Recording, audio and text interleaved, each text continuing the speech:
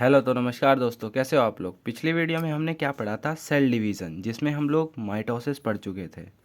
इसमें हमने पढ़ा था कि सेल डिवीज़न जो है वो दो टाइप्स के होते हैं जिसके ज़रिए हमारी सेल डिवाइड होती है। पहला होता है सोमैटिक सेल डिवीज़न, जिसे माइटोसिस बोला जाता है। और माइटोसिस में हमें क्या देखने को मिलता है कि एक सेल जब डिवाइड होती है तो वो दो सेल प्रोड्यूस करती है जो कि डिप्लॉयड होते हैं। डिप्लॉयड कहने का मतलब कि इनमें क्रोमोसोम के 23 पेयर्स प्रेजेंट होते हैं। इसमें भी 23 पेयर प्रेजेंट है, इसमें भी 23 पेयर प्रेजेंट है, मतलब कि एक सेल में 46 क्रोमोसोम्स होते हैं। और जो नई सेल प्रोड्यूस होती है वो अपनी पहली वाली सेल की एकदम आइडेंटिकल होती है, मतलब कि 100% एग्जैक्ट कॉपी होती है। ठीक है, तो ये हम कवर कर चुके थे फर्स्ट वीडियो में। आज हम देखेंगे रिप्रोडक्टिव सेल डिवीज़न क्या होता है। रिप्रोडक्टिव सेल डिवीज़न मतलब जो हमारी रिप्रोडक्टिव सेल्स होती हैं। रिप्रोडक्टिव सेल्स आप जानते ही हैं, मेल्स में स्पर्म होता है और फीमेल्स में ओवम होता है। तो इनके जो सेल डिवीज़न को जिसके ज़रिए ये बनते हैं उसे बोला जाता है मियोसिस। तो आप जानते ही हैं हर किसी में जो है ये डिफरेंस होता है कि वो अपनी नेक्स्ट जनरेशन तक इन्फॉर्मेशन जो पास करता है वो इन्हीं के ज़रिए पास करता है। ठीक है, अब यहाँ पे आपको माइटोटिक सेल डिवीज़न से आपको क्या डिफरेंस देखने को मिलेगा। यहाँ पे सबसे पहला डिफरेंस तो ये है कि यहाँ पे आपको दो साइकिल्स देखने को मिलेंगी। पहली होगी जिसे बोला जाएगा मियोसिस 1, जिसमें आपको एक सेल से दो सेल्स प्रोड्यूस होंगी। ये सेल आपकी डिप्लॉयड होंगी, मतलब कि यहाँ पे क्रोमोसोम्स नंबर 2n होंगे, मतलब 23 पेयर्स प्रेजेंट होंगे। और फिर जो सेकंड साइकिल होगी उसे बोला जाता है मियोसिस 2। मियोसिस 2 में आपको क्या देखने को मिलेगा, ये सेल फर्दर डिवाइड होके और सेल्स को प्रोड्यूस करेंगी, और जिसमें यहाँ पे इन सेल्स का जो क्रोमोसोम नंबर है वो होगा सिर्फ n मतलब कि सिर्फ ओनली 23 पेयर नहीं होंगे, n होगा सिर्फ। n को 23 बोला जाता है। जब यहाँ पे डिप्लॉयड होता है तो उसे 2n कर दिया जाता है। तो मतलब कि आपके यहाँ पे जो सेल्स प्रोड्यूस हो रहे हैं वो नंबर इन 4 हैं, जो कि हैप्लॉइड हैं। और सबसे ख़ास बात कि ये आइडेंटिकल नहीं होंगे। इसमें क्या होगा, जेनेटिक वेरिएशन देखने को मिलेगा। जो आपके क्रोमोसोम्स होते हैं सेल्स के अंदर प्रेजेंस होते हैं वो अपने अंदर कुछ चेंजेस करेंगे। ठीक है, तो आइए देखते हैं आगे ये मियोसिस सेल डिवीज़न कैसे होता है। तो जैसा कि हमने पढ़ा था पिछली वीडियो में कि मियोसिस होते हैं उसके 4 फेस होते हैं, prophase, metaphase, anaphase and telophase. ये 4 फेस होते हैं। मियोसिस में क्या हो रहा था कि ये सिर्फ 4 फेस हो रहे थे जिससे न्यूक्लियस डिवाइड हो रहा था। आपको ये बात ध्यान रखनी है, न्यूक्लियस के डिवीज़न का ये है। सेल्स में क्या होता है, न्यूक्लियस का डिवीज़न होता है और साइटोप्लाज्म का डिवीज़न होता है। और सबसे इंपॉर्टेंट होता है न्यूक्लियस का डिवीज़न ही डिसाइड करता है कि डिवीज़न कैसा है, माइटोटिक है या मियोसिस है। और सेल में जो डीएनए में वेरिएशन आते हैं वो न्यूक्लियस सेल डिवीज़न के टाइम पे ही आते हैं। अब बट आपने क्या देखा था कि यहाँ पे ये 4 फेस होते थे माइटोसिस में, बट मियोसिस में क्या होगा, सेम ऐसी ही 2 साइकिल्स होंगी। यहाँ पे भी आपका प्रोफेस होगा, मेटाफेज होगा, एनाफेज होगा एंड टीलोफेज होगा। जो पहली साइकिल होगा उसे बोल दिया जाएगा मियोसिस 1, और जो सेकंड साइकिल होगी उसे बोल दिया जाएगा मियोसिस सेकंड। ठीक है, ये 2 साइकिल के जरिए आपका न्यूक्लियस डिवाइड होगा, 1 2। तो चलिए देखते हैं। तो फर्स्ट हमने क्या डिस्कस किया था कि प्रोफेस 1 जो हमारी, देखिए ये डायग्राम है, ये आपको ध्यान से याद करना है। इसमें आपको 2 फेस दिए हुए हैं। जो ये लाइट कलर से है ये है आपका मियोसिस 1। तो यहाँ पे क्या है, ये है प्रोफेस। प्रोफेस आपका क्या है, मियोसिस 1 का एक फर्स्ट स्टेप है। यहाँ पे आपको किस टाइप से डिवाइड किया गया है कि ये देखिए, ये लाइन है, ये डिवाइड करती है मियोसिस 1 को और मियोसिस 2 को। तो पहले हमें देखना है मियोसिस 1, जिसके ज़रिए आपकी 2 डिप्लॉयड सेल बनेंगे। डिप्लॉयड मतलब 2n, जिनका क्रोमोसोम नंबर होगा। तो फर्स्ट स्टेप जो है वो होता है प्रोफेस। अब पिछले जो मियोसिस थी वहाँ पे बहुत सिंपल स्टेप होता था, यहाँ पे स्टेप ये ऐड किया गया। आपने क्या देखा था प्रोफेस में, ये जो न्यूक्लियर एनवेलप होता है न्यूक्लियस के चारों ओर, ये डिसअपियर होने लग जाता है। और फिर क्या होता है, जो क्रोमेटिन फाइबर यहाँ पे प्रेजेंट होते हैं वो कंडेंस होके क्रोमोसोम्स बना देते हैं। ये देखिए क्रोमोसोम्स बन रहे हैं, ठीक इतना ही होता है। और ये सेंट्रियोल जो है अपने पोल्स पे आ जाते हैं। और यहाँ पे आपको क्या देखना है कि इसमें एडिशनल जो स्टेप है यहाँ पे होती है क्रॉसिंग ओवर। ये सबको याद रखना है। ये इसके प्रोफेस 1 में क्या होता है, क्रॉसिंग ओवर होती है।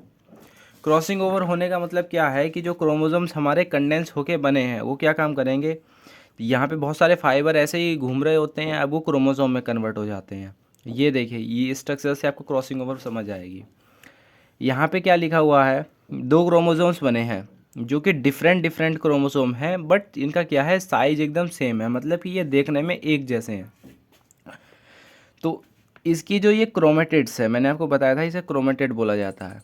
अब ये क्रोमेटिड क्या है, एग्जैक्टली सेम है, तो क्या हो सकता है कि इसे हम कुछ पार्ट्स में डिवाइड कर सकते हैं। अब ये दूसरे वाले को भी इसके कुछ पार्ट्स में डिवाइड कर सकते हैं, कुछ ऐसा हो कि जिसकी वजह से इनके पार्ट्स एक्सचेंज हो जाएं। अच्छा एक चीज़ है कि ये देखने में तो सेम है, ये पार्ट यहाँ पे फिट हो सकता है आराम से, ये पार्ट यहाँ पे फिट हो सकता है, या हो सकता है कि सिर्फ ये पूरा का पूरा एक्सचेंज हो जाए या इसका थोड़ा सा पार्ट एक्सचेंज हो। मतलब एक्सचेंज कुछ भी हो सकता है अगर देखने में सेम है। जैसे कि यहाँ पे देखिए जो हमारा रेड वाला क्रोमोसोम का थोड़ा सा पार्ट ब्लू वाले पे आ गया है, और ब्लू वाला जो उसके जैसा सेम दिख रहा था वो रेड वाले पे चला गया है। ठीक है, इस क्रॉसिंग ओवर का मैं आपको बेस्ट एग्जांपल देता हूँ। सपोज़ करिए मेरे पास ये दो पेन है, ये दो पेन को आप क्रोमोसोम मान लीजिए। अब क्या है कि ये दोनों एकदम सेम स्ट्रक्चर के हैं, इनका स्ट्रक्चर सेम है, बट इनका जो क्या है केमिकल नेचर डिफरेंट है। तो क्या होगा कि अगर मैं ये कैप आपस में बदल दूँ, अब सपोज़ कर चुके हैं आप, देखिए कैप बदल गया है तो क्या हो गया है, डिफरेंस क्या आया, इनका स्ट्रक्चर अभी भी वैसा है, इनका केमिकल नेचर बदल गया है। मैंने पिंक वाले का रेड में कर दिया, रेड वाले का पिंक में कर दिया, ठीक है। तो एक्सचेंज हो रहा है, केमिकल नेचर बदल रहा है, तो ये क्रोमोसोम्स जो है ये बदला है। इसी की वजह से क्या आता है, वेरिएशन, जो आपको जेनेटिक वेरिएशन होता है वो इसी की वजह से होता है। तो प्रोफेज 1 आप समझ गए हैं क्या हुआ है, हमारा एनवेलप हट गया है, क्रॉसिंग ओवर हो गई है, क्रोमोसोम बन चुके हैं, ठीक है। अब मेटाफेज में क्या होता है, तो ये आपके क्रोमोसोम्स पूरे में ऐसे फैले हुए थे, इन्हें सेंट्री प्रोफेज 1 में एक और काम होता है कि जो ये पार्ट आपको गुलाबी गुलाबी दिख रहा है इसे बोला जाता है सेंट्रियोल। ये इन्हें अट्रैक्ट करते हैं अपनी तरफ, ये इन्हें बाइंड करते हैं। और नेक्स्ट स्टेप आता है आपका मेटाफेज। मेटाफेज में इन्हें सेंटर में एडजस्ट किया जाता है। इनका जो ये बीच वाला पार्ट होता है इसे बोला जाता है सेंट्रोमेयर, इसे एकदम एक लाइन में अटैच किया जाता है। ये देखिए आप देख रहे हैं। और एक चीज़ और देखिए, ये जो क्रोमोसोम है इसमें आपको वेरिएशन सा देखने को मिलेगा, ये आपको ब्लू और रेड कुछ है इंटरमिक्सिंग सा, तो ये होता है कुछ। अब नेक्स्ट आप देखिए कि मेटाफेस हो गया आपका, सेंटर में अलाइन हो गए हैं। अब एनाफेस में क्या होगा कि ये जो है सेपरेशन होगा, ये जो क्रोमोसोम्स हैं दो अलग अलग, इनको सेपरेट किया जाएगा, सेंट्रियोल जो है ये अपनी तरफ अट्रैक्ट करेगा, और बस एनाफेस हो गया अपना, अट्रैक्शन हो रहा है। टीलोफेस आपका लास्ट स्टेप होता है फर्स्ट साइकिल का। टीलोफेस को आप जानते ही हैं, आपने माइटोसिस में भी पढ़ा है। यहाँ पे जो ये क्रोमोसोम्स अलग हुए हैं इनके ऊपर ये न्यूक्लियर एनवेलप वापस से बन जाएगा। अब ये क्या हो चुका है, आपका न्यूक्लियस बन चुका है, और न्यूक्लियस से ये आपका साइटोप्लाज्म भी बाद में डिवाइड हो जाएगा। फिर ये क्या बन जाएगी, दो सेल्स बन जाएंगी। दो सेल्स क्या होंगी, वो कुछ ऐसी दिख रही होंगी। तो ये आपने क्या पढ़ा है, फर्स्ट साइकिल जो है इसकी पढ़ ली है। अब देखते हैं नेक्स्ट साइकिल। नेक्स्ट जो है इसके दो स्टेजेस होते हैं, फर्स्ट स्टेज, सॉरी साइकिल नहीं स्टेजेस। तो फर्स्ट स्टेज कंप्लीट हो गई है, अब हम सेकंड स्टेज इसकी पढ़ेंगे। ये थोड़ी सी लाइट लग रही है, मैं इसे एडजस्ट कर लेता हूँ, आपको बेटर दिखेगा। ठीक है, अब थोड़ा सा सही है पहले से।